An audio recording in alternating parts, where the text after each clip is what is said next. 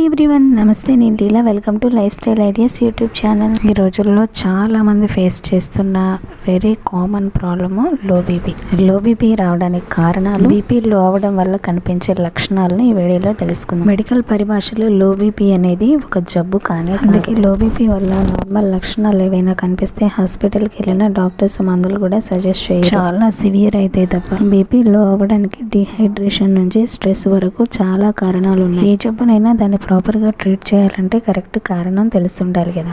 అలాగే బీపీ లో అవుతుందంటే దానికి గల కారణాన్ని బట్టి ట్రీట్మెంట్ ఉంటుంది. ఒక హెల్దీ పర్సన్ యొక్క ఐడియల్ బీపీ 120/80. ఈ వాల్యూస్ పర్ఫెక్ట్లీ నార్మల్. దీనికంటే వాల్యూస్ తగ్గితే లేదా 90/60ని లో బీపీ అంటారు. దీన్ని హైపోటెన్షన్ అంటారు. జనరల్లీ ఎక్కువ రా ఫుడ్ తినే వాళ్ళు కూడా 90/70 నార్మల్ బీపీగా ఉంటుంది. వాళ్ళకి ఎలాంటి లో బీపీ లక్షణాలు ఉండవు. బీపీ రెగ్యులర్గా అలాగే మెయింటైన్ అవుతూ ఎలాంటి లక్షణాలు లేకపోతే దానికి కంగారు పడాల్సిన అవసరం లేదు. ఉప్పు తక్కువగా తీసుకుంటూ యాక్టివ్ లైఫ్ స్టైల్ ఉన్న కొందరిలో 100/70 కూడా ఉంటుంది. ఐడియల్ బీపీ వాల్యూ 120/80 అయినప్పటికీ ఒక హెల్దీ పర్సన్ అంటే 110/70 ఉన్నా కూడా అది నార్మల్ బీపీని. మన బాడీలో ధమనుల్లో ప్రవహించే లోపలి గోడలపైన ఒక ఫోర్స్ తో ప్రవహిస్తూ కొంత ఒత్తిడిని కలిగిస్తుంది. దాన్నే బీపీ, బ్లడ్ ప్రెషర్ అంటారు. జనరల్ గా గుండె సంకోచించినప్పుడు ఈ బ్లడ్ ప్రెషర్ ఎక్కువగా ఉంటుంది. అందుకే పై వాల్యూ 120 ఉంది. దీన్ని సిస్టోలిక్ అంటారు. గుండె వ్యాకోచించినప్పుడు ఈ బ్లడ్ ప్రెషర్ చాలా తక్కువగా ఉంటుంది. అందుకే కింద వాల్యూ 80 ఉంది. దీన్ని డయాస్టోలిక్ అంటారు. దీన్ని బట్టి గుండె వేగం, శ్వాస, బాడీ టెంపరేచర్ ఆధారపడి ఉంటాయి.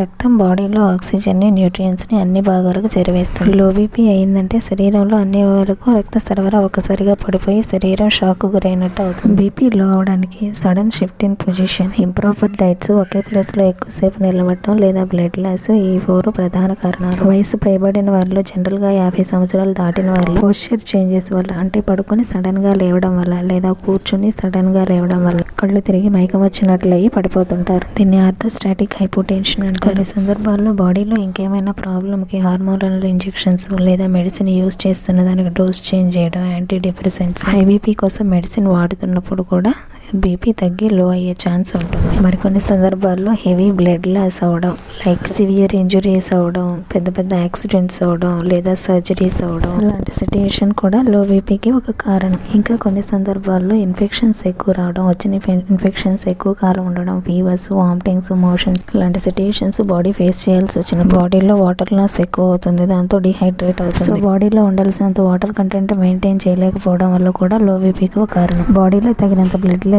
ఎనీమియా వచ్చిన, హార్ట్ ప్రాబ్లమ్స్ ఉన్న, ఆల్కహాల్ ఎక్కువ తీసుకోవడం, డ్రగ్స్ యూజ్ చేయడం కూడా లో బీపీ రావడానికి కారణాలు.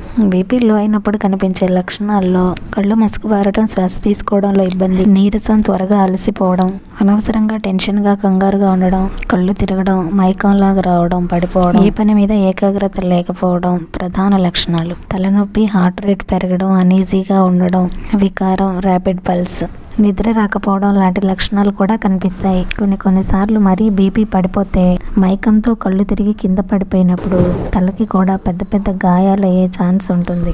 లేదా రోడ్డు పైన నడిచేటప్పుడు అలా జరిగితే యాక్సిడెంట్స్ అయ్యే ప్రమాదం ఉంది. లేదా స్టెప్స్ ఎక్కేటప్పుడు అలా జరిగితే కింద జారిపోయే అవకాశం ఉంటుంది. అలా కళ్ళు తిరిగి పడిపోయినప్పుడు ఇంజరీస్ అవడం వల్ల బ్లడ్ లాస్ ఎక్కువ ఉంటుంది. ఇలా జరిగినప్పుడు చనిపోయే ప్రమాదం కూడా ఉండొచ్చు.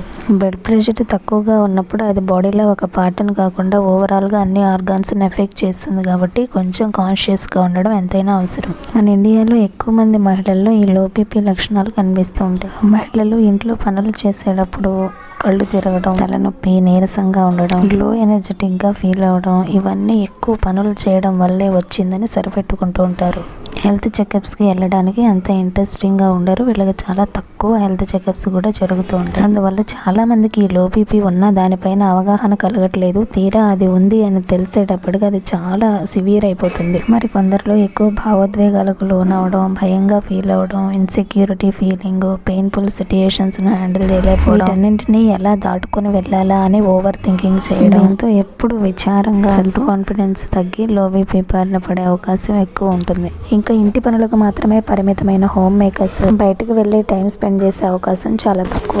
అలాంటప్పుడు లైఫ్ స్టైల్ ఎవ్రీడే రొటీన్ గా, బోరింగ్ గా, ఇన్యాక్టివ్ గా ఉంటుంది. Stressful thoughts, poor dietary habits, ఇంకా endocrine disorders, thyroid dysfunction, hormonal imbalance లాంటివి. అడిషనల్ గా ప్రతి మహిళకి ప్రెగ్నెన్సీ, డెలివరీ, లాక్టేటింగ్ టైంలో కూడా హోల్ బాడీలో చేంజెస్ జరగడమే కాకుండా బ్లడ్ ప్రెషర్ లో మార్పులు వచ్చే అవకాశాలు చాలా ఎక్కువగా ఉంటాయి. స్వతహాగా లో బీపీ ఉండి దానివల్ల ఇబ్బందికరమైన లక్షణాలు ఏమీ ఫీల్ అవ్వకపోతే అది అంత డేంజరస్ కాదు. దాని గురించి భయపడాల్సిన పని లేదు. జనరల్లీ 90/60 లో బీపీ అంటాం. వంశపారంపర్యంగా లో బీపీ వచ్చి దానివల్ల ప్రాబ్లమాటిక్ సిమ్టమ్స్ ఏమీ లేకపోతే అలాంటి వారికి నార్మల్ బీపీ 120/80 ఎగ్జాక్ట్లీ మెయింటైన్ చేసే హెల్దీ ఇండివిజువల్స్ కంటే కూడా ఎక్కువ కాలం బతికే అవకాశం ఉంటుంది. కానీ మరేదైనా మెడికల్ రీజన్స్ వల్ల కానీ హెల్త్ కండిషన్స్ వల్ల ఏమైనా ప్రాబ్లమాటిక్ గా బీపీ లో అవుతే సడన్ హార్ట్ ఫెయిలియర్, మరణం సంభవించే రిస్కులు కూడా చాలా ఎక్కువ. తప్పకుండా డాక్టర్ని కన్సల్ట్ అయ్యి దానికి తగిన ట్రీట్మెంట్ తీసుకోవాల్సిందే.